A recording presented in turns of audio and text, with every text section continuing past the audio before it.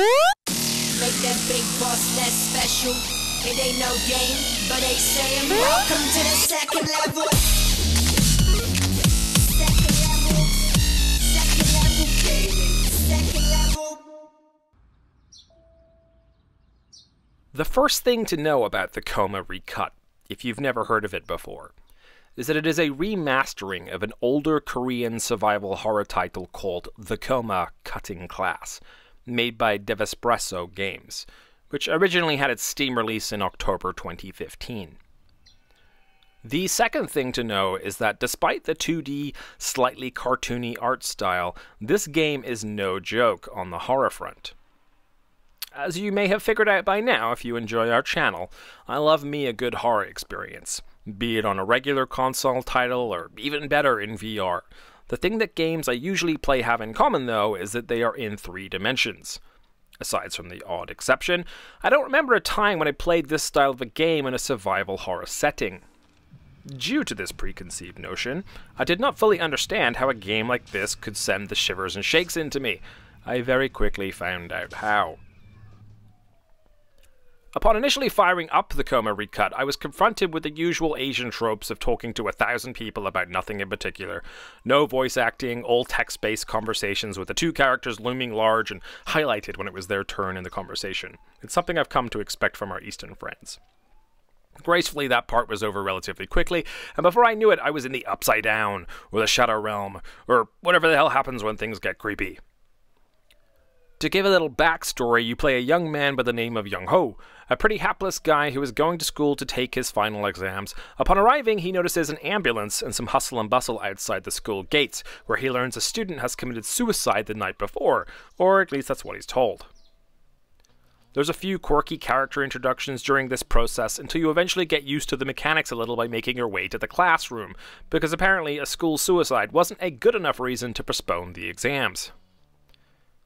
Here you meet your teacher, of whom Youngho likens to a K-pop idol. After a brief chat, she asks you to take your seat and begin your exam, during which you fall asleep. It is here, ladies and gentlemen, that the worm turns.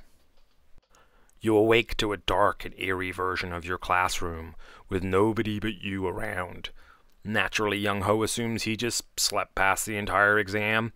Nobody woke him up. In fact, they just let him sleep until nighttime and they all went home.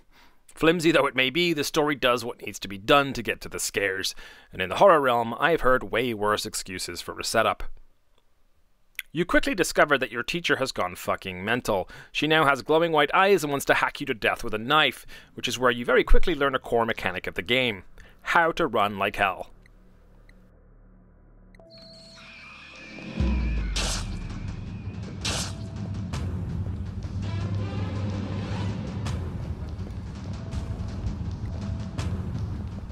After escaping the encounter, you are pretty much left for your own devices. You can move around the school at your leisure, bearing in mind that at any given moment you might be confronted with a banshee-like scream from the shadows and have to leg it for dear life. There's lots to pick up and explore. This is survival horror after all. That means managing your health and stamina, etc., all whilst the cat-and-mouse game between you and Mrs. Stabby continues. Aside from running, you can dodge roll, duck and cover, hide in cupboards, toilets. You also have a flashlight that can be both a help and a hindrance, as one might imagine a flashlight to be in such a tense situation.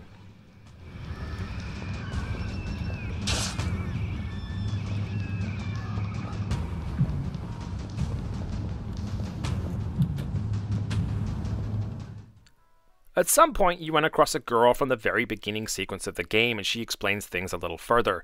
It's around this point that you start to get a sense of direction and what needs to be done. Despite the school being vast and broken up into several different areas, each with multiple floors and classrooms, you have a handy-dandy Silent Hill type map that will give you hints on where to go next as you pick up clues. Not once did I feel completely lost without a plan, which is vastly surprising considering the cultural differences in game making from the East. They'll tend to do that by themselves.